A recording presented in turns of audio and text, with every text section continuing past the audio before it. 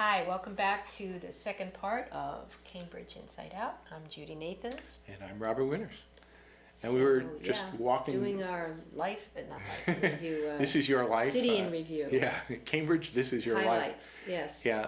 So just as sort of a bit of a lighthearted note, we're going to say we start off the second half hour here with a couple of things. There was a great moment in Cambridge. It was the 100th anniversary of MIT coming to Cambridge, and MIT put together the grandest party of all. Yeah, they did. It was called Moving Day at MIT, and they kind of reenacted it. That was actually the following week, I think. The man, they just did everything. It was great. So let's see if we get this here. Yeah. One part of this, people put together this flotilla of boats. That's right. This is one of them, but just one of them. There were many of them. I have many photos. We're just going to show two here. One was just a crossing of the Charles, and if you just sort of scroll down just a wee bit here. Is featured. If you actually see here is a car that was actually driven by Ray of Car Talk in the back of in the background, and there's President Raphael Reif of MIT, who's he's a class act in every respect. Yeah.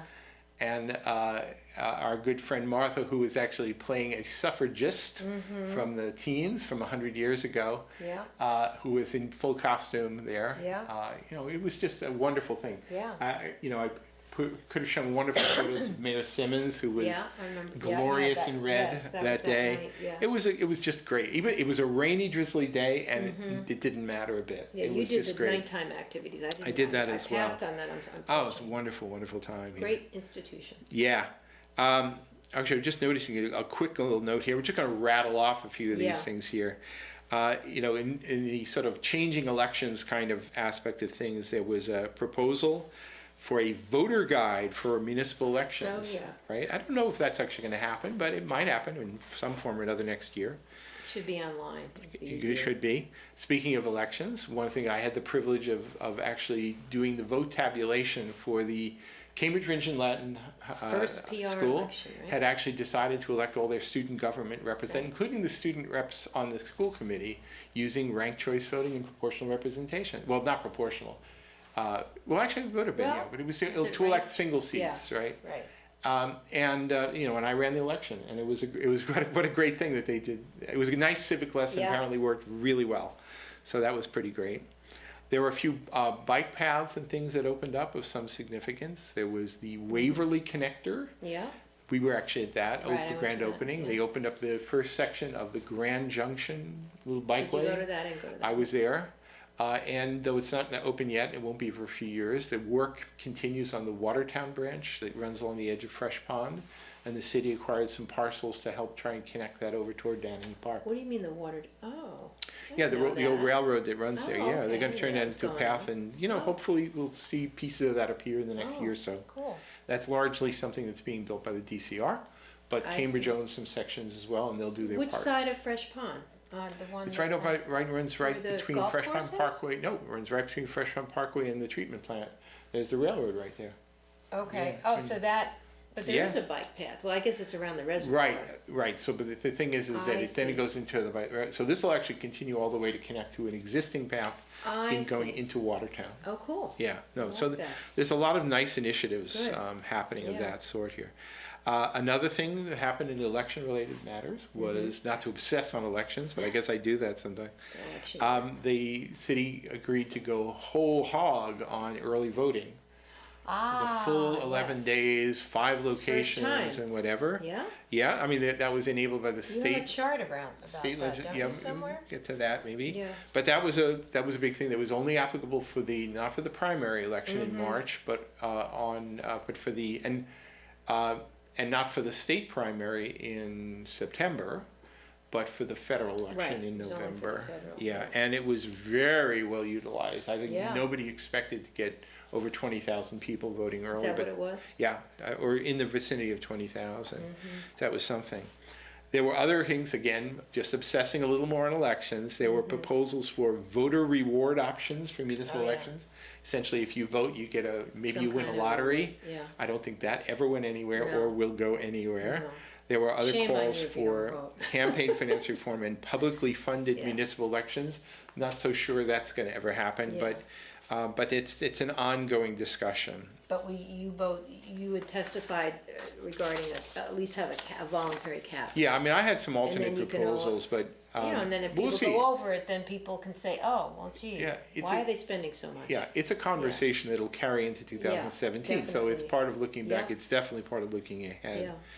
Yeah. Let's see, another kind of quickie was they talked about a lot with these municipal lighting ordinance that had dated from 2 years ago at least.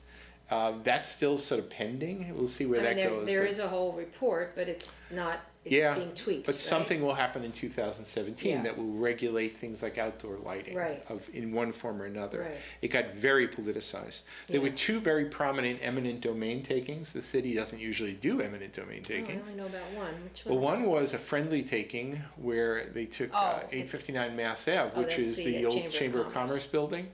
And that's actually they're gonna move some of the transitional housing that they have on Bigelow Street over to that building. And they will probably, is that what's gonna happen to it? Yeah, and they will take the Lombardi building, which is at the corner of Bigelow and Mass Ave, and probably join it with the one that was transitional housing. Yeah, and use that for municipal services. Okay, but where is the chamber going? They're in a temporary location right now down around Mass Ave and Douglas Street. Okay. Arnold Goldstein's old building, and they are right now looking for new digs. I see. Yeah, but they got money because they owned the building, so they got money. They did. So now I thought they just to, basically sold it to the city. They didn't. They did. It was a friendly taking. There are reasons why there's some advantages to doing things that way. But the other prominent eminent domain taking, and we'll see how it shakes out finally, is Vale Court, which is a derelict property that has been sitting kind of a thorn in everybody's side. Does that have an address? Is that 139 Bishop Allen, or is that a different It is on parcel? That's about right. Yeah. You sure? Yeah, it is on Bishop Allen Drive, and it's been essentially vacant for 2 decades.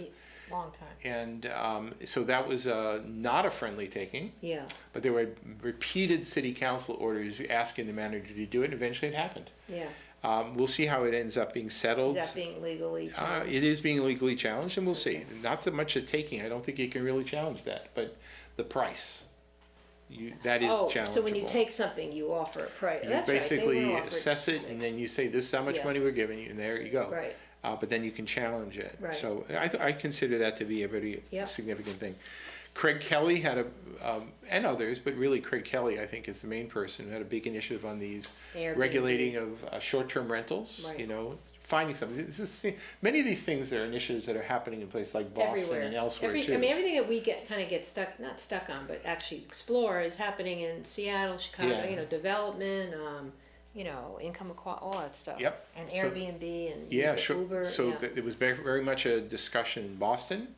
Yeah. There are now TV ads we're seeing now from Airbnb, sort of saying we're such wonderful people, we're happy to work with you. But why? But the issue with Airbnb, because we went to that hearing where they had represented, and they said, yes, tax us. And that's exactly what they're saying. But we haven't done anything yet. The state actually had the option, the capacity to actually put that into place. And in the last legislative session, they punted. Okay, but can't the city do it? Can't you have a city tax? You know, yes, but you may have to apply. Cities cannot just tax for the heck of it. They have to get state authorization. I did not know that. So there may be things like a home rule petition that so may be it would required. have helped if the state had done something, but they did not do anything. They didn't do it, so it makes it's it really harder. on the cities right now. But we could still put that in place, because even Yeah. these people that are And I Airbnb think hosts said do it. Yeah, as multiple cities may be enacted, eventually the state will go, okay, let's just uniformize So right now this. it's basically as it is. Right, but that was definitely sort of a Yeah. big topic. Now, one of the biggest topics had to do with bicycle safety, and there's varying opinions on the matter, to be sure, but there was one prominent death of a woman, Amanda Phillips, in Inman Square. Is that in the spring or the That summer? was in June, I believe. June, that's what I thought. And then later in the year, it fall. was Bernard or Joe Lavin was killed in Porter Square. I mean, both these are just tragedies that occurred at intersections, right? But there was a flurry of city council orders calling for all sorts of changes in bicycle infrastructure, almost none of which had to do with intersections, I might add. But by the way, the police report from Marcia Deal's death, which was a year or so earlier, in Cambridgeport. Whole Foods. Yeah. Right at so there is a police report. It's kind of not definitive, but at least some of the police reports for that one are available. The police reports, because these are pending civil litigation perhaps, are not yet available for these other tragedies. But are those public records? They eventually will be, but the Okay. thing is that the district attorney will hold them I tight. see. You can request them. They'll redact things and whatever. Because it could be lots of. So I mean, there's a caution is actually a good thing there, but a lot of us are very curious to get good stories about this. Yeah. So anyway, that was and that'll continue into next year. You know, there were some of these. I mean, right across from us here, they're doing kind of a little demonstration project. Is it right here? Yeah. Yeah, sort of Because putting I see those, bicycles what do you call behind those, parked cars. those, little flex posts or flex whatever. posts, Yeah, so it's a little bit, they kind of created like almost like a little Yeah. obstacle course for bikes. You know, because you have to go around the bump outs and snake your way through there. So anyway, that's happened here. Is another one up by Harvard, by the law school on Mass Ave. Oh, yeah, that one I've seen, and I'm yeah. sure come springtime there'll be stretch. some other initiatives. It may turn into a political issue next year, if in fact what I suspect will happen will be some calls for wholesale removal of all parking on either one or both sides of major streets in You're gonna Cambridge. have a big, Cambridge Street, Broadway, Mass there's a lot of Ave. businesses along there. Yeah, so there'll be a lot of pushback on that. Yeah. So anyway, that's another one, a topic that's part of this past year and Will next be a year. big one, No yeah. question about it. Think it'll be an election issue? People are gonna take. They that will. on. I mean, I think what The you're, bicycle candidate? as we said, well, there were multiple bicycle Yeah, that's candidates, true. right?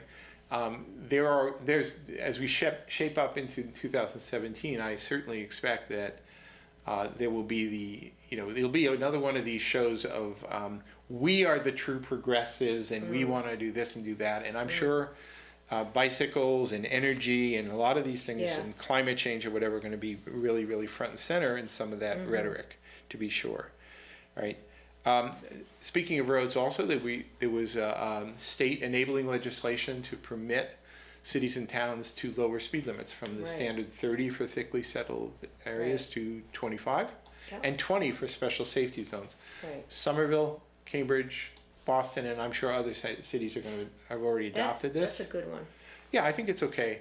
I don't see it being enforced yet, but No, that's but expected. It's still sending the right message, I Yeah. think.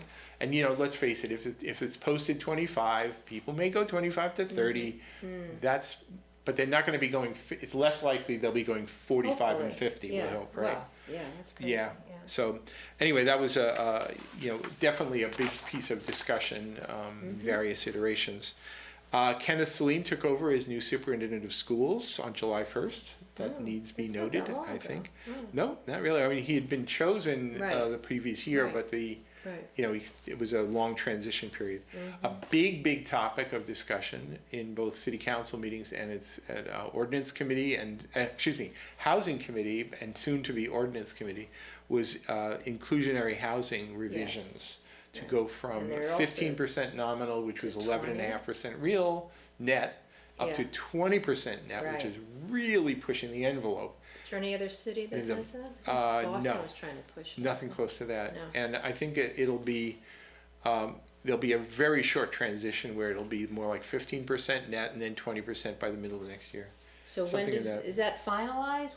No, what's the because- status of that? It's before the ordinance committee now. Is there and another hearing or have they had all the hearings? There are other hearings happening and this Okay. will be hashed out and presumably something will be voted Now by, those meetings within have a few set months. some of them? I think you Yep. have it on your Yeah, site. I don't know what they are right now, but they're. Or you go to the city But that's definitely site, going yeah. to be a hot topic for this Yeah. coming year. No question about that. Let's see. Another big item was Harvard Square and Central Square in their own respective ways. Central Square has Central the Square restoration restoration petition. The Seder Right. petition is Right. carrying on. Right. That is in That process. basically got a pretty good. It got a great review review from at it, the yeah. ordinance, excuse me, at the planning board. Right. It's still in the ordinance committee, and we'll Right. see how that Yep. goes.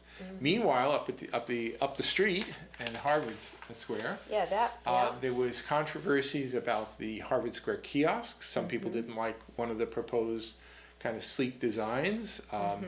There was a lot of discussion about, well, what if it's not going to be out-of-town news anymore? Some people want it Yeah. to still be something like out-of-town Yeah. news, but that's unlikely. And so what should the use be? Right. And there were at least one meeting of the Neighborhood and Long-Term Planning Yeah. Committee, maybe more than one, I think, yeah. where some ideas were floated. I remember I certainly Yeah. spoke about that.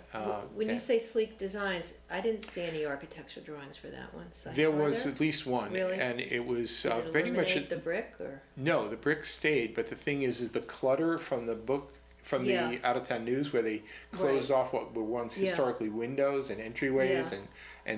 and stairways down Yeah. into the T. So what would that They be just in filled them up with like magazine racks. So that would be brought back and it would become much more glassy and much Oh, more, I see. Okay. more transparent. More transparent. So that was the one controversy. The other one just right across the street was the Abbott building. Well, that's the biggest controversy. Well, no, it's not the big. There's several. Right, but the thing is it's Yeah. really the tip of the iceberg. Yeah. Really, the bigger discussion is about development pressures in Harvard Square, Yeah. rapidly increasing rents, commercial Because those rents. big developers come in, and we're not Right. talking about Harvard because apparently they maintain. Harvard decent rents. Harvard is the good They've landlord, been the really. well, because they're not going anywhere Yeah. in their reputation. But so that's not resolved, and it's not No. so clear. I mean, there's some saber rattling from some city councilors. We're going to pass some zoning to kind of well, stop you from doing this or stop you.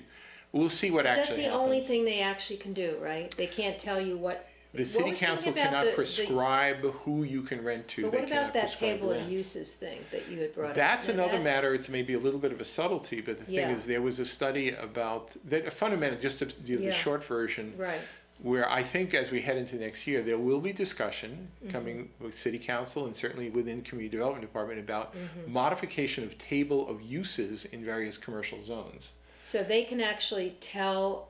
They can designate a zone to have certain kinds Yeah, of. for example, they could say, well, retail. you can't, you could Yeah, say, you well, can't have more than one liquor in a BB store. district in Central Oh. Korea, you can't have professional offices. Oh, But you right. can have retail, but you can't do this, You and you can't can't do that. okay. You can't pick tenants, but you can sort of shape uses to some degree. So is that being looked at and Yes, worked? I think that there is a lot of it is really kind of obsolete and really in Yeah, need of, I bet. updating.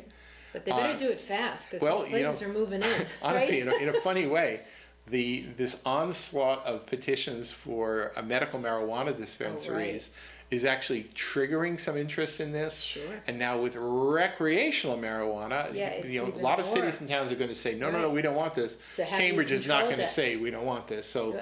it will become, I would be very surprised Yeah, if they I said guess. that. Yeah. So therefore, they're going to end up hosting some that other cities and towns don't want. So they're going Right. to have to take it up. To as determine a- which commercial zone, and they're going to to say table where, use, yep, right, yeah. well, should we allow this to Interesting. be an allowed use in this type of zone, but not that type of zone? But they've already actually designated one already for medical, right? For medical marijuana, and honestly, that has been a complete hopeless failure, and they're already. Why? It's Well, 'cause because isn't it they Ellery put one and in, somebody, they put or- one in North Point, they put one Yeah. in the West Cambridge, Yeah. the quadrangle Isn't area. two in an area like Cambridge Now, enough? well, now they've done some little bordering on spot Oh my zoning, but not God. technically spot You can zoning take a petitions. bus from one to the Right, other. but I think the city council, I think Councilor Chung was very outspoken about this, says, and Councilor Kelly too, I think this is, and Councilor Marr. Yeah. This is not the way we should be doing things as No. little one-offs, so No.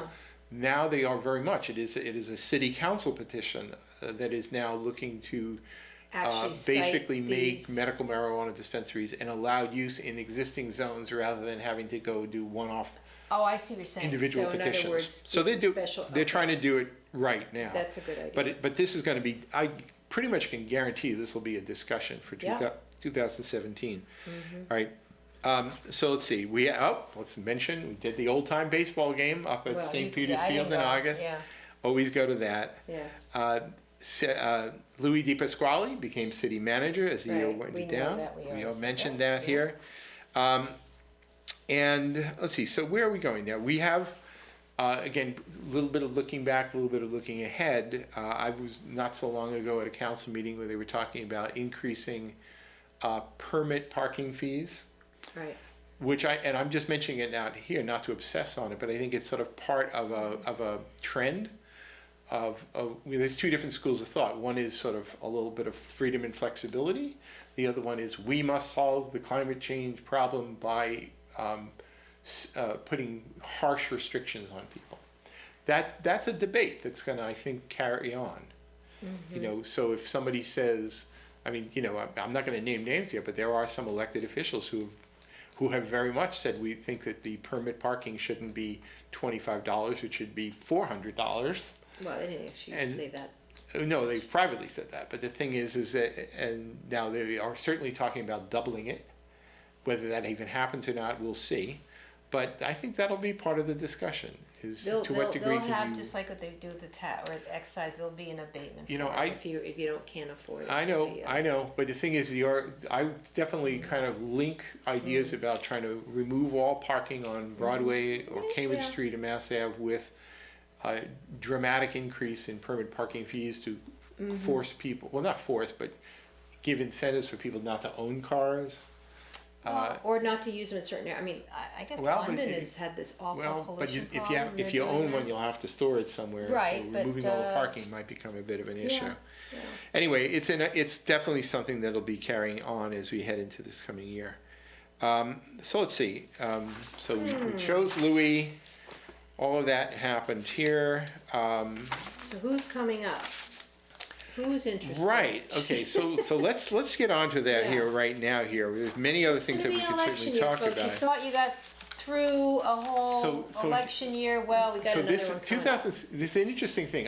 In the past I will look at who's filed papers with the Office of Campaign and Political Finance, and I have never once seen more than one new candidate file papers before the turn of the calendar year. There are already 4. Count them 4. And they're new. And new. Wow, that new is individuals. Unusual, right? So that's good, and you're going to see bunches more. My prediction is you're going to see a bumper crop of candidates this year. Interesting.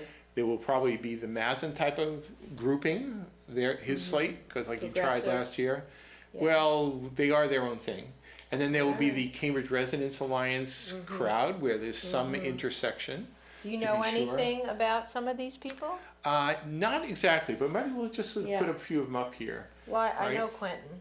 Right. So there's of the incumbents. What does that mean, registered? Is that the finance? What is that? What's OCPF? The Office of Campaign and Political. If you want to raise money, you have to get registered. Okay. So that's usually a first indicator that you might be interested. As of today, there are 8 incumbents seeking re-election. David Marr is taking a job with the Chamber of Commerce. He will finish out his term, but he will not seek re-election. Okay. Right. There is some speculation that Tim Toomey may not run, but that's certainly not settled. But now there's been this flurry of new candidates. The ones who have either announced or filed papers. Quentin Zondervan is not officially announced, but I'm announcing it now. Hey, he's running. He's registered, so he's registered with the Office of Campaign. Now that doesn't mean you cannot do anything with that, but but he's running. He's raising money now. Right. I actually got to witness a pitch the other night. All right. Ronald Benjamin, who was on this program. Has not. He's registered with those. He is a candidate as well. Birthday. Look at that. A woman named Olivia D'Ambrosio, who I believe is an actress. Really? Is 34 years old, down from 3rd Street. Has not announced, but has registered as a city council candidate. Do you know anything about her? I don't. No. Oh, okay. Aaron King, who is the son of Jonathan King and Jackie King. Apparently has been meeting with people. He's not announced, and he's probably going to be very angry that I'm mentioning it here. But my understanding, he's going to be a candidate. But he's not filed papers or done anything like that. Theodora Marie Skiadas, who has a very interesting professional portfolio, I have to say. I won't get into the details. quite young at age 27, has filed papers with the Office of Campaign and Political Finance, not announced. Sam Gebru, did I pronounce his name Gebru or Gebru? I don't never know, sure. but I've met him. He's definitely... yeah, he's a pretty decent guy, and he's announced, but not he's yet announced, registered. he's not registered, but he's definitely, got a website, Sam Gebru for City Council. There was some speculation about Dennis Benzen. He still has a campaign account, he still raises money. You might think he may be a candidate. He certainly would be a strong candidate this coming year if that were to transpire. But he's got some other options too, that he's, working as an active lawyer and maybe a potential restaurateur, we'll see. There are some, as we like to say, the usual suspects, all right, running. Yeah. I'm going to just go out on a limb and say that Elon Levy, who ran as a candidate last year, about a week after getting his citizenship, very anti-Plan E and whatever, and I certainly interpret some of his actions lately as very much trying to put his name in the public eye as a candidate. Romaine Waite was a candidate last year with the Mazen group. I'm just speculating. He's closed his campaign account, but he very well could try again as part of that group of candidates. There are some other people as well. I don't know if I should divulge the names. No, I don't think that's a good idea. I won't do that. But the thing is that I was, of had the impression that the emerging candidates were all pretty much of the Mazen universe as well as the Cambridge Residence Alliance universe, and with vacancies. Is that different? Cambridge, there's some overlap. I think they had 3 candidates in common, or 2 candidates in common last year, but they're definitely not the same. So there were other candidates, potential people who would be more likely replacements for somebody like David Marr. Well, my goodness, look at the list now. I mean, if this stays, what were there, 25 at some point last year? Right. So I certainly heard the names of about 1, 2, 3, 4, 5, 6, about 7 or 8 people floated as people who are definitely thinking of it. All right. I have to ask you about that. And and we'll see. But so. I guess it's fair to say it's time as we head toward January 1st, my friends, it is time to speculate on our political future. All right, well, maybe we'll have more to say next week. Yeah, I'm going to start pressing some of these. One person I asked if he's running and I got no response, so that means he is. Oh, I'll tell I like you about that there. in a bit. Okay. So, anyway, we'll see you next week on Cambridge InsideOut. Oh, I didn't see